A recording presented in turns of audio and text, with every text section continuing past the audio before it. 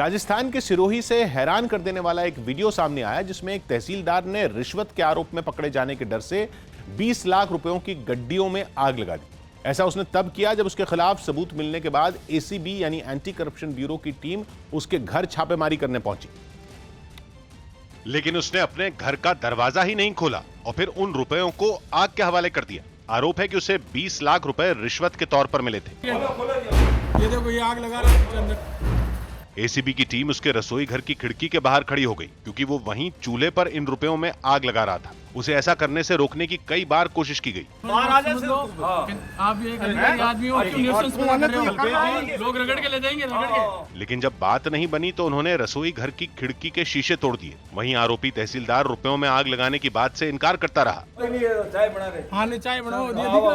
करीब 1 घंटे तक ये हंगामा होता रहा। बाद में उसके घर का दरवाजा तोड़ दिया गया और फिर उसे गिरफ्तार कर लिया गया। हालांकि तब तक लाखों के नोट जलकर राख हो चुके थे। तहसीलदार साहब किचन के अंदर 500 की गड्डियां जलाते हुए पाए गए। खबर है कि उसने गिरफ्तारी के डर से खुद को घायल करने की भी कोशिश की। बात की एक बात है कि घूसखोरी का दीमक सिस्टम को इतना खोखला कर चुका है कि हम सबने मान लिया है कि सरकारी विभाग में अफसरों और कर्मचारियों को खिलाए पिलाए बिना काम नहीं होगा। छोटी मोटी रिश्वत की तो हम शिकायत करना भी फिजूल समझते हैं। सिरोही में घूसखोरी का आरोपी तहसीलदार इसलिए बदहवास हुआ क्योंकि एक ठेकेदार ने रिश्वत देने के बजाय शिकायत दर्ज कराने की हिम्मत दिखाई। वो भी शायद इसलिए क्योंकि उससे घूस के तौर पर मोटी रकम मांगी जा रही थी।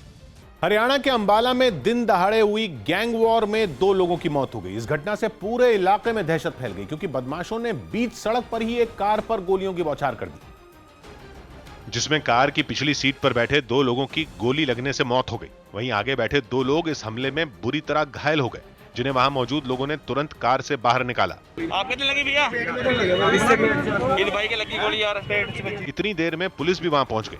तब तक दोनों घायलों की हालत काफी बिगड़ चुकी थी। जल्दी ले आओ इनको। पुलिस वालों ने बिना वक्त गंवाए उन लोगों को उठाया और अपनी गाड़ी से अस्पताल भिजवाया। इस बीच पुलिस के कई बड़े अधिकारी भी घटना वाली जगह पर पहुंच गए। अबाउट 20 राउंड चले बोलते हैं और 2 आदमियों का देहांत हो गया, 2 आदमी जख्मी हैं। बदमाशों की ताबड़तोड़ फायरिंग के निशान उस कार पर साफ नजर आए। इस गैंग वॉर के लिए लॉरेंस बिश्नोई गैंग और भुप्पी राणा गैंग को जिम्मेदार ठहराया जा रहा है। बात की एक बात है कि हरियाणा के अंबाला में गैंग वॉर की यह घटना अपराधियों के दुस्साहस की मिसाल है। बताया गया कि पंचकुला का गैंगस्टर भुप्पी राणा अंबाला जेल में बंद है। उसी जेल में लॉरेंस बिश्नोई गैंग के कुछ बदमाश भी थे, जिनका 2 साल पहले कोर्ट में पेशी के दौरान आपस में झगड़ा हुआ था। वहीं से जेल में दोनों गिरोहों के बीच दबदबे की जंग शुरू हुई। अंबाला सेंट्रल जेल में भी दोनों गिरोहों के बीच खूनी झड़प हुई।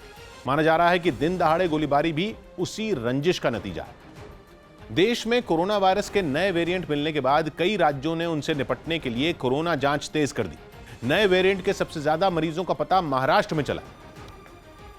इसलिए महाराष्ट्र सरकार ने मुंबई लोकल ट्रेनों के रेलवे स्टेशनों पर यात्रियों की कोरोना जांच तेज करने का फैसला किया। मुंबई के दादर रेलवे स्टेशन से सामने आई तस्वीरों में मुंबई की नगर पालिका बीएमसी के कर्मचारी और कई स्वास्थ्य कर्मी लोगों का कोरोना टेस्ट करते नजर आए। हालांकि स्वास्थ्य कर्मियों के समझाने के बाद भी कई लोग अपना टेस्ट करवाने से बचते दिखे। पुलिस लोगों को रिक्वेस्ट कर रही है कि सामने आइए, टेस्ट कराइए, पर लोग टेस्ट कराने के लिए तैयार नहीं हो रहे हैं। महाराष्ट्र की तरह राजस्थान ने भी कोरोना से निपटने के लिए जांच तेज कर दी। जयपुर से सामने आई तस्वीरों में रेलवे स्टेशन के बाहर एक काउंटर पर उन सभी लोगों का एंटीजन टेस्ट किया गया जो बिना कोरोना रिपोर्ट के वहां पहुंचे। राजस्थान में आज से दूसरे राज्यों से आने वाले लोगों के लिए कोरोना की 72 घंटे पहले की नेगेटिव रिपोर्ट लाना जरूरी होगा। इस जांच में उन लोगों को छूट दी गई जो राजस्थान के ही किसी दूसरे शहर से जयपुर पहुंचे। लेकिन दूसरे राज्यों से आए सभी लोगों को कोरोना टेस्ट के बाद ही रेलवे स्टेशन से बाहर जाने दिया गया। केंद्र सरकार की चिंता इसलिए भी बढ़ गई क्योंकि देश में कोरोना के डबल म्यूटेंट वेरिएंट का पता चला है। न्यूज़ 18 के रवि सिंह की रिपोर्ट है कि देश के कई राज्यों से करीब 10,000 सैंपल लिए गए थे, जिनमें 771 वेरिएंट ऑफ कंसर्न्स पाए गए। इसका मतलब यह है कि देश के अलग अलग हिस्सों में कोरोना वायरस के अलग अलग रूप पाए गए हैं जो एक बड़ा खतरा बन सकते हैं। इन कोरोना वेरिएंट में यूके, दक्षिण अफ्रीका और ब्राजील के साथ भारत में पाया गया नया डबल म्यूटेंट वेरिएंट भी शामिल है। बताया गया कि महाराष्ट्र के अलग अलग जिलों से जो सैंपल लिए गए थे उनमें 15 से 20% सैंपल में डबल म्यूटेंट वेरिएंट पाया गया। हालांकि ये नए वेरिएंट कितने घातक हैं इस पर अभी रिसर्च चल रही है। So this is the double mutant which has been observed in 206 samples in Maharashtra and then in a varied number in Delhi also 9 samples and so on. बात की एक बात है कि अब भी हम लोगों ने लापरवाही बरती तो महामारी फैलाने के लिए खुद को माफ नहीं कर पाएंगे। कोरोना वायरस के नए वेरिएंट कितने घातक हैं इसका अंदाजा किसी को नहीं है। हालांकि इतना तो पता चल गया है कि ब्रिटेन वाला वेरिएंट तेजी से फैल रहा है। ब्राजील वाले वेरिएंट ने अब वहां युवाओं पर कहर बरपा रखा है, जबकि अब तक यही लग रहा था कि युवाओं की इम्यूनिटी मजबूत होती है, इसलिए वायरस का असर उन पर कम है। हम में जो लोग अपनी इम्यूनिटी मजबूत होने के भ्रम में मनमानी कर रहे हैं, कम से कम अब तो उनकी आंखें खुल जानी चाहिए। दिल्ली में पानी की कमी के मुद्दे पर सुप्रीम कोर्ट ने पंजाब सरकार को नोटिस जारी किया। न्यूज़ 18 के एहतशाम खान की रिपोर्ट है कि सुप्रीम कोर्ट ने पंजाब सरकार और भाखड़ा ब्यास मैनेजमेंट बोर्ड को नोटिस जारी कर दिल्ली में पानी की सप्लाई को बरकरार रखने का आदेश दिया। इस मामले में दिल्ली सरकार ने सुप्रीम कोर्ट में शिकायत की थी कि यमुना नदी में 25% तक कम पानी छोड़ा जा रहा है, जिससे यमुना का जलस्तर गिर चुका है और दिल्ली में पानी की कमी हो रही है। दिल्ली सरकार ने कोर्ट को यह भी बताया कि पंजाब में भाखड़ा डैम पर मरम्मत का कुछ काम चल रहा है, जिसे गर्मियों के मौसम में करने की जरूरत नहीं है। इस पर सुप्रीम कोर्ट ने पंजाब सरकार को नोटिस जारी कर पूछा कि मरम्मत का काम जरूरी है या इसे टाला भी जा सकता है। इस मामले में कल फिर सुनवाई होगी और तब तक यमुना में पानी की सप्लाई पहले जैसी रखने के आदेश जारी किए गए। जम्मू कश्मीर के श्रीनगर में हुए आतंकी हमले में सीआरपीएफ के 2 जवान शहीद हो गए। इस हमले की जिम्मेदारी लश्कर-ए-तैयबा से जुड़े टीआरएफ नाम के एक आतंकी संगठन ने ली। आतंकियों के इस हमले में सीआरपीएफ के 3 जवान घायल भी हो गए, जिसके बाद उस इलाके की सुरक्षा बढ़ा दी गई। वहां चप्पे चप्पे पर जवानों को तैनात कर दिया गया। हमले की खबर मिलते ही सुरक्षा बल के कई जवान वहां पहुंचे और तलाशी अभियान में जुट गए। अब आर्मी, सीआरपीएफ और पुलिस यहां पे लगी हुई है, जो अभी पता लगाने की कोशिश कर रहे हैं कि किस साइड से ये मिलिटेंट भाग गए हों। आतंकियों की गोलीबारी के बाद खून के धब्बे भी सड़क पर देखे गए। एक मोबाइल पेट्रोल चल रहा था जिसपे अंधाधुंध फायर किया। इस हमले के बाद उस इलाके का ऐसा कोई कोना नहीं बचा होगा जहां सुरक्षा बल ने आतंकियों को ढूंढ निकालने में कोई कसर छोड़ी हो। सौबात की एक बात है कि कश्मीर घाटी में शोपियां, अनंतनाग और कुलगाम में पिछले 1 महीने के दौरान आतंकियों की साजिश नाकाम हो गई, तो इस बार श्रीनगर में 3-4 आतंकियों ने सीआरपीएफ के गश्ती दल पर हमला किया। इसमें टीआरएफ यानी द रेजिस्टेंस फोर्स नाम के जिस आतंकी संगठन का हाथ बताया जा रहा है वो लश्कर-ए-तैयबा का ही नया मुखौटा। तमिलनाडु की दक्षिण मदुरई सीट से चुनावी मैदान में उतरे निर्दलीय उम्मीदवार तुलाम सर्वनन ने अपने घोषणा पत्र में अजीबोगरीब वादे किए। News18.com की रिपोर्ट है कि तुलाम सर्वनन ने वादा किया कि वो चुनाव में जीतने के बाद हर परिवार को एक आईफोन, कार और मुफ्त में हेलीकॉप्टर देंगे। साथ ही उन्होंने घोषणा पत्र में हर एक परिवार को बोट, रोबोट और 3 मंजिला मकान खड़ा करके देने का भी वादा किया है। इतना ही नहीं, उन्होंने नौजवानों को 1 करोड़ रुपए और चांद की सैर कराने तक का वादा कर दिया, जबकि उन्होंने ब्याज पर पैसे उधार लेकर नामांकन दाखिल किया है।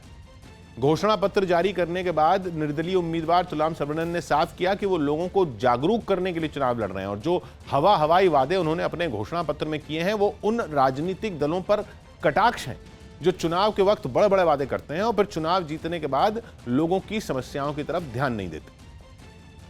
महिलाओं के स्थायी कमीशन के मुद्दे पर सुप्रीम कोर्ट ने सेना को आदेश दिया कि वो गलत नियमों को सुधारे। न्यूज़ 18 के एहतशाम खान की रिपोर्ट है कि भारतीय सेना में महिला अफसरों को स्थायी कमीशन देने के आदेश का ठीक से पालन नहीं होने पर सुप्रीम कोर्ट ने नाराजगी जताई और कहा कि हमारी सामाजिक व्यवस्था पुरुषों के लिए बनाई और सेना ने गलत नियम बनाकर महिला अफसरों को रिजेक्ट कर दिया, इसलिए वो 1 महीने के अंदर अपनी गलती सुधारे। सेना में स्थायी कमीशन का मतलब यह है कि कोई अफसर रिटायरमेंट की उम्र तक काम कर सकता है और इसके बाद वो पेंशन का भी हकदार होगा। सुप्रीम कोर्ट ने इस मामले में 17 फरवरी 2020 को दिए गए अपने फैसले में उन सभी महिला अधिकारियों को स्थायी कमीशन देने को कहा था जो शॉर्ट सर्विस कमीशन पर काम कर रही। लेकिन सेना में कई महिला अधिकारियों को मेडिकल फिटनेस के आधार पर स्थायी कमीशन नहीं दिया गया, जिसे कोर्ट ने गलत ठहराया और कहा कि दिल्ली हाईकोर्ट ने इस पर 2010 में पहला फैसला दिया था, लेकिन 284 में सिर्फ 161 महिलाओं को स्थायी कमीशन दिया गया। माना जा रहा है कि अदालत के आदेश के बाद करीब 150 महिला अधिकारियों को फायदा होगा। बंगाल में पहले चरण के चुनाव प्रचार के आखिरी दिन बीजेपी के दिग्गजों ने धुआंधार रैलियां की। वहां 27 मार्च को 30 सीटों पर वोटिंग होगी और इससे पहले प्रचार के आखिरी दिन बीजेपी ने पूरी ताकत झोंक दी। बीजेपी में शामिल होने के बाद मिथुन चक्रवर्ती ने पहली बार चुनाव प्रचार किया। उन्होंने बांकुड़ा में एक रोड शो किया। उनका हेलीकॉप्टर जैसे ही वहां उतरा, लोगों ने उसे घेर लिया। उनके बीच उन्हें देखने के लिए ऐसी होड़ लगी मानो वो उनकी एक झलक के लिए दीवाने हो गए हों। जिसके बाद मिथुन एक खुली गाड़ी में सवार होकर लोगों के बीच पहुंचे। उनका काफिला बैंड बाजे और जय श्री राम के नारों की गूंज के साथ आगे बढ़ा। मिथुन जब बीजेपी में आए थे तो टीएमसी ने उन पर तंज कसा था कि अब उनका पहले जैसा क्रेज नहीं रहा। उनका ये रोड शो उसी का जवाब माना जा रहा है। गरीबों को हक दिलाना और इज्जत से हक दिलाना, ये जो लोग दे रहे हो ना, इनको हक दिलाना मुझे बस। वहीं अमित शाह ने भी धुआंधार प्रचार जारी रखते हुए एक दिन में कई रैलियां की। वो सबसे पहले पुरुलिया पहुंचे, जहां मौजूद भीड़ के सामने उन्होंने टीएमसी पर जोरदार हमला किया। मोदी जी के नेतृत्व में सरकार बनाओगे, दिल्ली को हटाओगे, गुंडों से डरना मत, गुंडे चुनाव के दिन दिखाई नहीं पड़ेंगे। इसके अलावा पहले चरण के चुनाव प्रचार के आखिरी दिन रक्षा मंत्री राजनाथ सिंह भी बंगाल के चुनावी दंगल में उतरे, जबकि योगी आदित्यनाथ ने बंगाल की हॉट सीट कहे जा रहे नंदीग्राम में हुंकार भरी। नंदीग्राम में 1 अप्रैल को मतदान होगा। सौभाग्य की बात है कि पश्चिम बंगाल में पहले चरण में जिन 30 सीटों पर वोटिंग होनी है वो नंदीग्राम के आसपास ही हैं। इनमें भी ज्यादातर सीटें आदिवासी और दलित समुदाय के असर वाली हैं, जहां 5 साल पहले टीएमसी ने बड़ी जीत दर्ज की थी। हालांकि लोकसभा चुनाव में उन इलाकों में टीएमसी को बीजेपी ने बड़ा झटका दिया था। लोकसभा चुनाव में मिले समर्थन को कायम रखने के लिए ही बीजेपी ने यहां पीएम मोदी समेत अपनी पार्टी के लगभग सभी दिग्गजों को प्रचार में उतारा, तो टीएमसी की तरफ से ममता बनर्जी ने अकेले मोर्चा संभाला। बिहार के मधुबनी से एक हैरान करने वाला वीडियो सामने आया। वहां चोरी के एक आरोपी को भीड़ ने जमकर पिटाई कर दी। बताया गया कि वो एक आदमी के गले से सोने की चेन छीनकर भाग रहा था, लेकिन वहां मौजूद लोगों ने उसे पकड़ लिया। देखते ही देखते वहां भीड़ इकट्ठा हो गई। इसी बीच कुछ लोगों ने उसे पीटना शुरू कर दिया। फिर तो वहां मौजूद ज्यादातर लोग उस पर थप्पड़ और घूंसे बरसाने लगे। जिसको मौका मिला उसी ने उसकी पिटाई कर दी। हालांकि कुछ लोग उसे भीड़ के चंगुल से बचाने की कोशिश करते दिखे, लेकिन लोगों ने किसी की नहीं सुनी। आरोपी की जमकर पिटाई की गई। मारपीट में उसके कपड़े तक फट गए। हालांकि बाद में किसी ने पुलिस को मामले की जानकारी दी, जिसके बाद पुलिस वहां पहुंची और आरोपी को किसी तरह भीड़ के कब्जे से निकालकर थाने ले गई। सौभाग्य की बात है कि जब हम लोग सावधानी दिखाते हुए चोरी की घटना को नाकाम कर देते हैं और चोर को पकड़ भी लेते हैं, तो उसे पुलिस के हवाले करने के बजाय खुद ही सजा देने के लिए क्यों सनक जाते हैं। सावधानी और सनक दोनों का नमूना एक साथ दिखाने के चक्कर में कई बार हमने निर्दोष लोगों की मॉब लिंचिंग भी देखी है। बिहार के मधुबनी जिले के जिस जयनगर कस्बे में यह घटना हुई, उसी इलाके में मानसिक तौर पर बीमार को चोर समझकर मार दिया गया था। फिर भी हमने गुस्से में पागल होने की आदत नहीं बदली। हरियाणा के रोहतक में कृषि सुधार कानूनों का विरोध कर रहे किसानों ने पूर्व केंद्रीय मंत्री चौधरी बीरेंद्र सिंह के जन्मदिन के कार्यक्रम में हंगामा कर दिया। इस कार्यक्रम को नाम दिया गया संवाद से समाधान, जिसका मकसद था किसानों और सरकार के बीच बातचीत का रास्ता खोलना। लेकिन किसानों को जैसे ही इस बारे में पता चला, उन्होंने हंगामा करना शुरू कर दिया। उन्होंने एक स्कूटर जिस पर चौधरी बीरेंद्र सिंह के पोस्टर लगे थे, उस पर अपना सारा गुस्सा उतार दिया। किसानों ने पहले स्कूटर पर लगे पोस्टर फाड़े और फिर उसे सड़क पर गिरा दिया। इन लोगों ने अपना विरोध जताने के लिए काले झंडे लेकर प्रदर्शन किया। उन्होंने सड़क पर दौड़ते हुए कुछ मोटरसाइकिलों को भी गिरा दिया और भाग गए। ये बवाल यहीं नहीं रुका, बल्कि किसान उस जगह के बाहर इकट्ठा हो गए जहां चौधरी बीरेंद्र सिंह के जन्मदिन के मौके पर कार्यक्रम का आयोजन किया गया था। उन्होंने वहां खूब नारे लगाए। प्रदर्शन करने वाले किसान कृषि सुधार कानूनों के मुद्दे पर चौधरी बीरेंद्र सिंह के रुख से नाराज दिखे और इस माहौल में उनके जन्मदिन के कार्यक्रम के आयोजन पर भड़क गए। 300 किसानों की हमारी संघर्ष में शहीद हो गए और ये जन्मदिन मना रहे हैं यहाँ। हालांकि इस कार्यक्रम के पीछे मंशा ये थी कि किसानों और सरकार के बीच रुके हुए संवाद को फिर से शुरू करने का रास्ता ढूंढा जाए। सौभाग्य की बात है कि कृषि सुधार कानूनों का विरोध कर रहे किसान संगठन अब जोर जबरदस्ती करके नेताओं का समर्थन जुटाने की कोशिश कर रहे हैं। हरियाणा और पश्चिमी उत्तर प्रदेश में बीजेपी के नेताओं को गांव में नहीं घुसने दिया जा रहा। किसान नेताओं को आंदोलन का अपना अधिकार तो याद है, लेकिन वो बीजेपी नेताओं से कहीं भी आने जाने की आजादी छीन लेना चाहते हैं। किसान नेताओं को यह समझना होगा कि इस तरह के हंगामे से समर्थन नहीं मिलता, बल्कि लोग ऐसे आंदोलनकारियों से दूर होने लगते हैं।